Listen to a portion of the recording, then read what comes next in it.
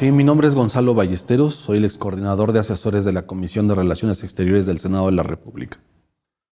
Mi balance, iniciando en esta revolución de conciencias, diría que es este programa.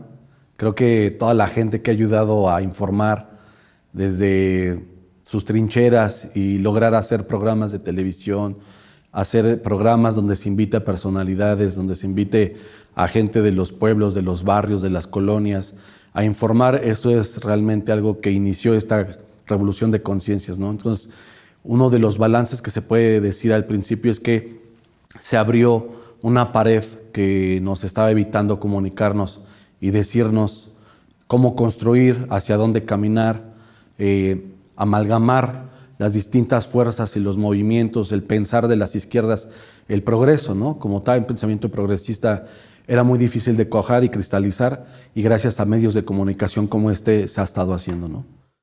Me gustaría platicar sobre una breve historia, ¿no? Cuando presenté mi tesis de licenciatura, yo tenía que defender una hipótesis que era que México se encontraba siempre atado y dominado por los Estados Unidos. Defender una tesis así en momentos neoliberales en las universidades era muy difícil, porque incluso el concepto de imperialismo era algo muy tachado, incluso era obsoleto para muchos profesores. El argumento era: México siempre ha estado dominado por las fuerzas estadounidenses, por las fuerzas del capital, militares, de inteligencia, el Departamento de Estado, etcétera, empresas, y eso nos lleva a entender que México no se puede entender en su era moderna si no entendemos su relación con los Estados Unidos.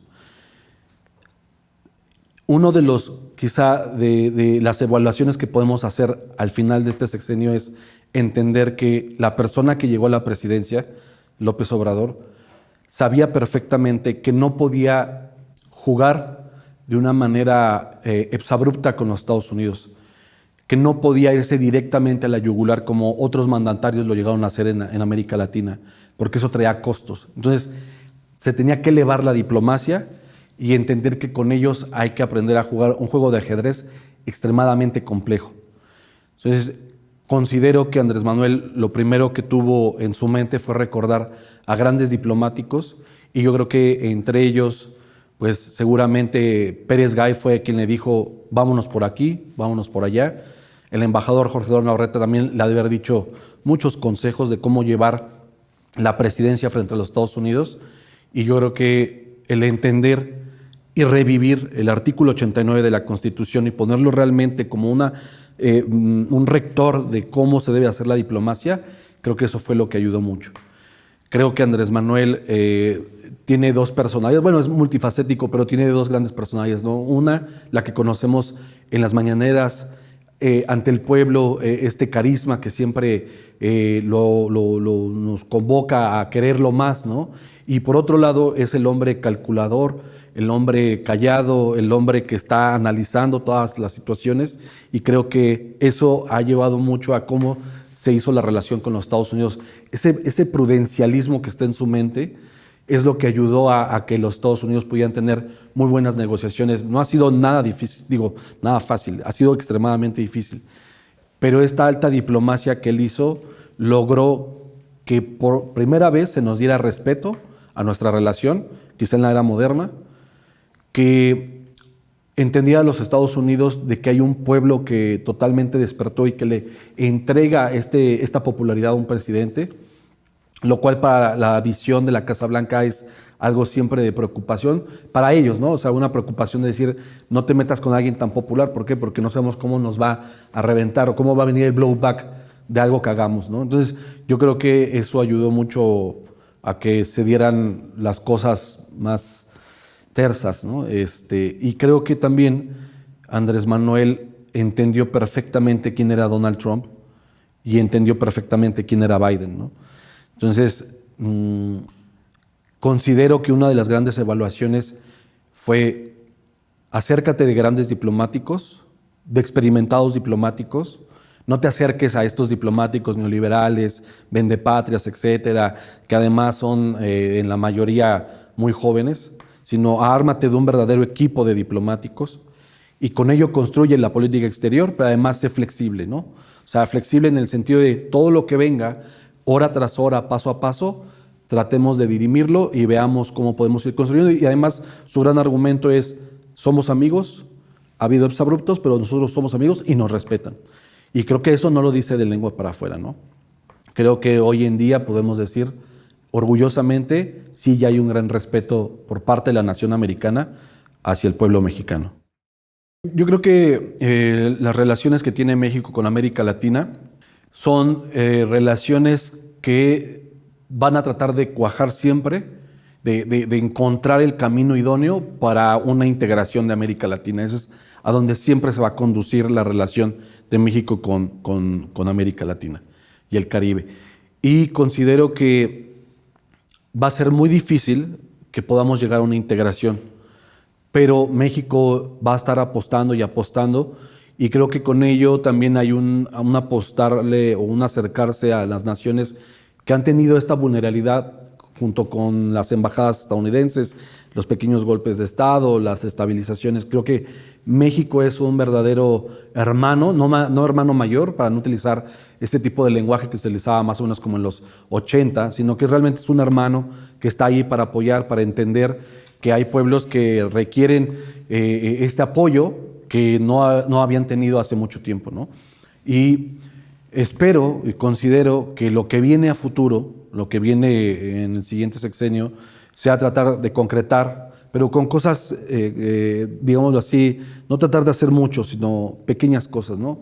Y yo me quedaría principalmente de todo lo de América Latina, aunque parezca absurdo, pero yo me quedaría con este pequeño tratado o acuerdo entre México y Belice sobre tratar de dirimir aquellos factores que hace difícil el comercio.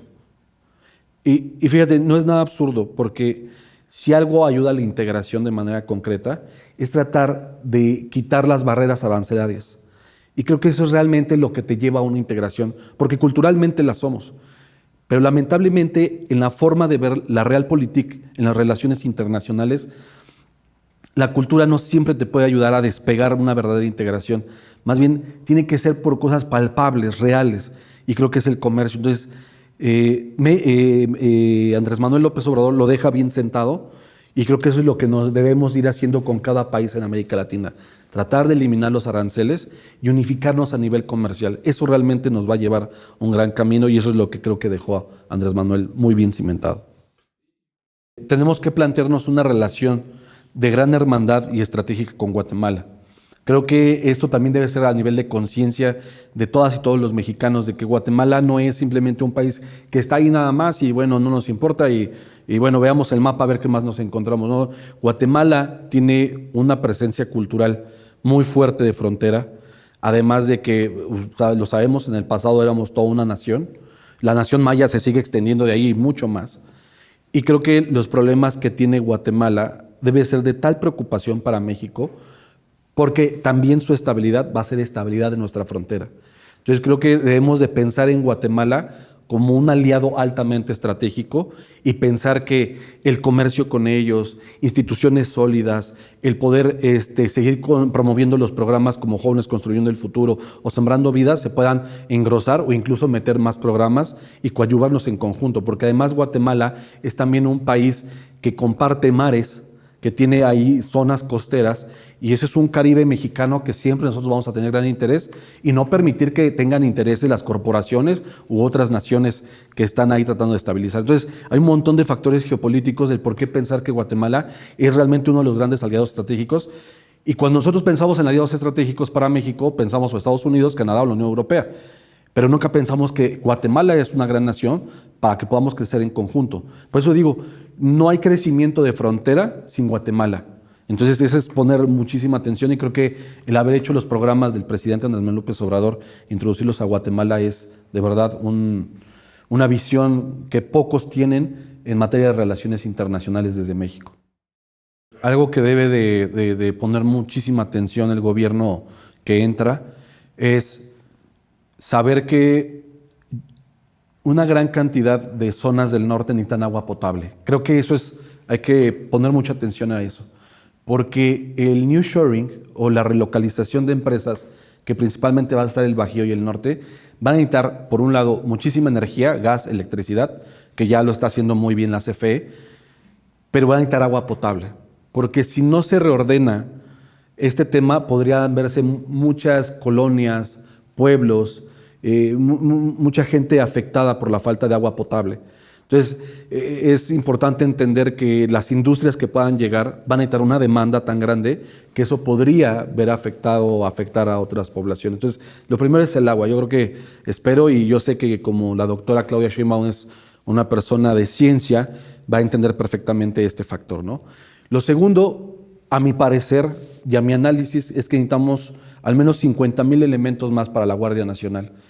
Considero que los 120,000 elementos que existen no son suficientes. Me parece que hace falta más elementos, principalmente porque seguimos, si te das cuenta en las cifras sobre el tema de nuestras Fuerzas Armadas y las fuerzas digamos, de seguridad, en las fuerzas de seguridad no salen tan bien evaluados como las demás fuerzas, ¿no? Como la Armada, soldados, marinos, policía militar. Entonces, parece ser que las policías locales siguen cayendo en temas de corrupción.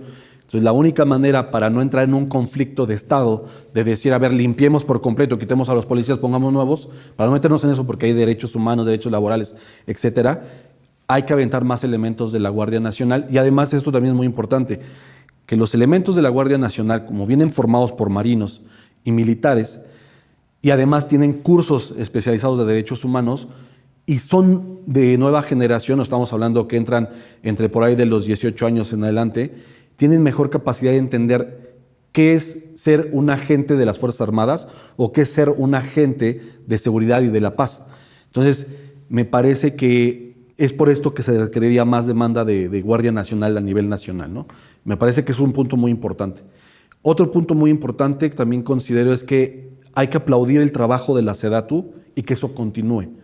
Los espacios que SEDATU ha creado, esta arquitectura que yo he visto mucho a Román Meyer enfatizar sobre cómo hacer espacios idóneos para reintegrar a la población, eso debe de continuar. ¿Por qué? Porque eso es de lo que ya no teníamos, eso estaba desaparecido. Y fíjate, es algo que casi no se habla en los medios de comunicación, no se aplaude o no se tiene el espacio suficiente para entender la lógica de lo que hizo Román Meyer en SEDATU. Y es que es muy importante. Si nosotros nos vamos, por ejemplo, a algo teórico, en el tema del urbanismo o geopolítica crítica, uno entiende que los espacios son vitales para la relación de la gente, hacer mercados, canchas de fútbol, espacios que estaban totalmente abandonados como basureros, etcétera, que hoy se puedan retomar y además con una arquitectura vanguardista, con materiales de la zona, con arquitectos de la zona, te habla de una verdadera integración social. Entonces creo que eso es lo que debe de continuar a nivel nacional y SEDATU debe tener pues, más presupuesto porque el que se les otorgó fue muy mínimo.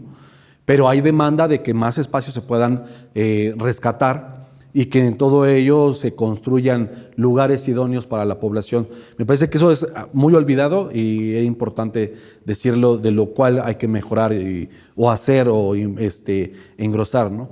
De política exterior, yo diría que simplemente hay que tener como en cuenta el proceso que sucede en Ucrania, este conflicto que sí va a afectar en la recolonización de empresas y posiblemente estas estén poniendo los ojos en México y eso es a lo que nosotros tenemos que estar como muy abiertos, tenemos que tener una visión no como del pasado en la que llegaban empresas, se instalaban y de repente algo no les parecía y se iban, ¿no? Entonces creo que aquí la participación del gobierno mexicano debe de ser casi en parejo para que en algún momento una empresa que quisiera retirar del país tuviera la capacidad del pueblo mexicano de decir, bueno, aquí hay una empresa, ¿por qué no la tomamos nosotros? ¿O por qué no hay empresarios nacionales que la revivan? Y entonces poder avanzar con empresas nacionales. ¿Por qué? Porque considero que uno de los puntos que más se necesita es voy a decir una tontería, pero es como una especie de neoindustrialización para México. Creo que eso es extremadamente vital. Y es tan vital porque fue lo principal donde el neoliberalismo puso el dedo en la llaga, es desindustrialicemos México y así justificamos la entrada de empresas transnacionales. Entonces, ¿qué necesita México? Empresas transnacionales.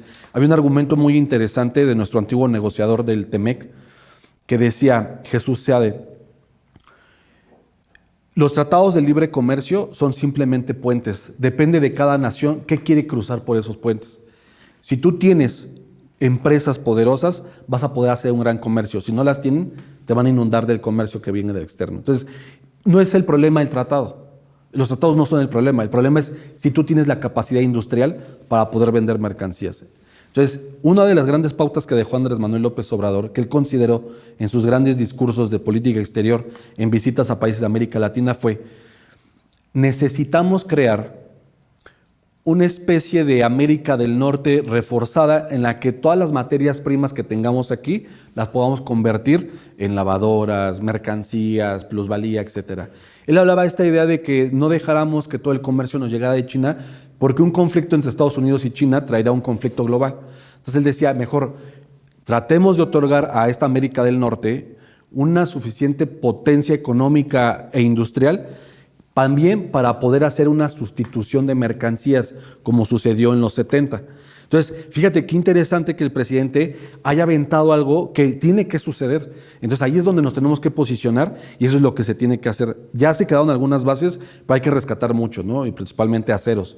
México necesita una gran demanda de acero y creo que eso es donde hay que apostarle un poco también, ¿no? Donde hay que poner los ojos. El acero, el agua y la energía. Por el otro lado, yo les diría, una gran evaluación, pero que tiene que continuar, es que hay que aplaudir abiertamente el trabajo que hizo la CFE con Manuel Bartlett. La CFE logró reindustrializar, más bien logró rescatar presas hidroeléctricas, cumplió con el objetivo de no subir los precios de electricidad, nos entregó antenas de internet, logró modernizar otras presas hidroeléctricas, algunas que se están construyendo, la compra de las 13 plantas de Iberdrola, que es un éxito increíble. No saben el gusto de ver a los ejecutivos de Iberdrola en Palacio Nacional diciéndole al presidente, te lo vendemos, ya no nos sigan molestando. Es algo increíble. Entonces CFE cumplió y creo que CFE debe, si ahorita entrega por ahí del 56% de la energía eléctrica, yo creo que CFE debe de aumentar eso, quizá mínimo hasta los 70% de energía eléctrica para todo el país. Es algo que debe continuar. ¿Por qué?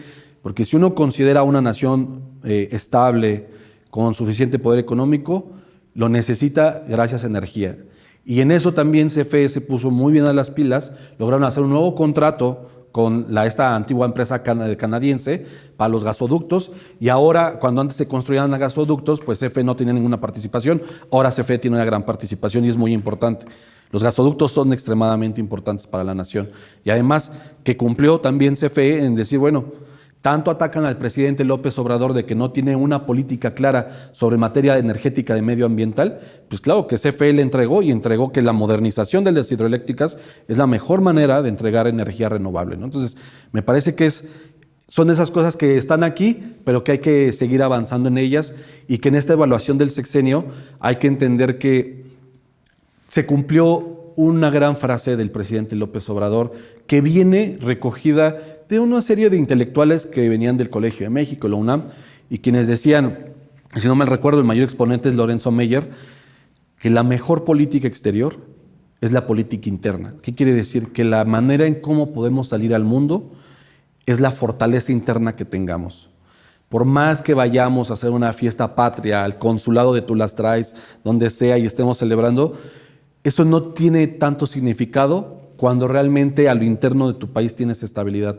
Por eso yo creo que a veces la gente se confunde en que dicen, es que no hicimos las grandes labores, relaciones con Francia, Alemania, etcétera. Es que no es útil. Son muy importantes, pero si nosotros no tenemos una capacidad industrial, energética, de creación de materias a lo interno, a lo externo no nos van a poder respetar como debe de ser, ¿no? Termino diciendo una cosa muy interesante. Cuando preguntaban en unas conferencias sobre por qué China llega y domina ciertos mercados, o sea, dando a entender que China llegando a ciertos países los domina y les pone empresas y hace mil cosas, dices que no es así. Esos son países que permiten que eso les suceda. Pero China respeta perfectamente cuando un país le dice, oye, aquí se entran con reglas claras, se hace esto y esto. Creo que ese es el México que hoy tenemos. El México que les puede decir, hoy ya, hasta incluso con una reforma al Poder Judicial, de que empresas ni piensen que se pueden ir de este país haciendo un desastre ecológico o terminando de explotar a miles de personas o tomar industria nuestra y convertirla en chatarra y después largarte o utilizar ese dinero para manipular elecciones. Creo que ese es el México que nos deja Andrés Manuel López Obrador y que ahora tiene una gran continuidad con la doctora Claudia Sheinbaum. Mi nombre es Gonzalo Ballesteros, soy el excoordinador de asesores de la Comisión de Relaciones Exteriores del Senado de la República y pues bueno, les invito a ver la 4TV, no se lo pierdan todos los programas, hay programas también en vivo, hay noticiero, en fin, sean todas y todos bienvenidos.